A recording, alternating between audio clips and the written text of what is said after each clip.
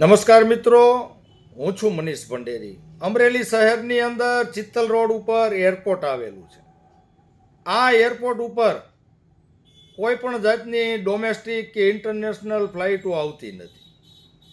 આ અમરેલી છે એ ડૉક્ટર જીવરાજ મહેતાનો જિલ્લો, જે ગુજરાતના પ્રથમ મુખ્યમંત્રી હતા. અહીંયાથી દરેક સરકારમાં મિનિસ્ટરો હોય છતાં પણ ડોમેસ્ટિક પ્લેન આવતા નથી, ઇન્ટરનેશનલ પ્લેન આવતા નથી. પણ થોડાક સમયમાં અહીંયા પાયલોટને ટ્રેનિંગ આપવા માટેનું ટ્રેનિંગ સેન્ટર છે એ શરૂ કરવામાં આવ્યું છે. થોડાક મહિના પૂર્વે આ પાયલોટની ટ્રેનિંગ લેતો એક વ્યક્તિ જ્યારે પ્લેન ઉડાડે છે, એટલે કોઈ ભૂલને કારણે કે આંતરિક ખામીના કારણે આ પ્લેન ક્રેશ થઈને ચિત્તલ રોડ ઉપર આવેલી રહીશોની સોસાયટીમાં પ્લેન છે એ ક્રેશ થઈને નીચે પડે છે. સદનસીબે ત્યાંના રહીશો છે એમના જીવ બચી જાય છે, પણ પાયલોટનું અકસ્માતમાં મૃત્યુ થાય છે.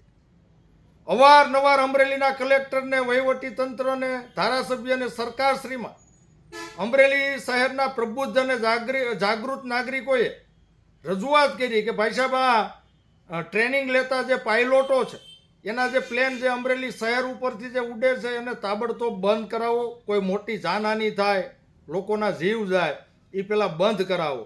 છતાં પણ અમરેલીના કલેક્ટર, વહીવટીતંત્ર કે સરકાર કે ધારાસભ્ય કોઈને અમરેલી શહેરના લોકોની કાંઈ પડી નથી.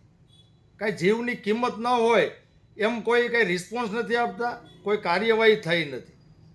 મારે અમરેલીના ધારાસભ્યને હાલમાં રાજ્ય સરકારમાં રાજ્ય કક્ષાના મંત્રી છે એવા કૌશિકભાઈ વેકરિયાને કહેવું છે, તમે તો સરકારમાં મંત્રી છો, રાજ્યમાં અને કેન્દ્રમાં બંનેમાં ભાજપની સરકાર છે, અને તમે જાહેર કાર્યક્રમમાં એવું કહો છો કે કાંઈ લોક ઉપયોગી, લોકોના હિતનું કાંઈ કામ હોય, મને એકવાર કહેજો, ચીંધજો, ટેસ્ટર અડાડજો, પાવર આવે છે કે નહીં ખબર પડે.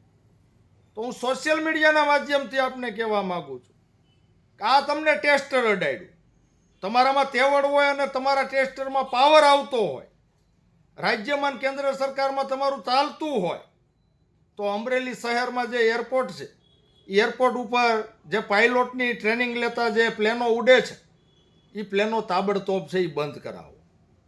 જો તમે બંધ ન કરાવી શકો તો તમે જાહેર મંચ ઉપરથી ટેસ્ટરમાં પાવર આવે છે કે નહીં એવી મોટી મોટી ફાકા ફોજદારી કરવાનું છે એ બંધ કરી દેજો. કારણ કે અમરેલી શહેરની જનતા, કૌશિકભાઈ, તમને હવે ઓળખી ગઈ છે. આનો જવાબ આવનાર સમયમાં અમરેલી શહેરના લોકો તમને જરૂરથી આપવાના છે. અસ્તુ. જય હિન્દ, જય જય ગરવી ગુજરાત.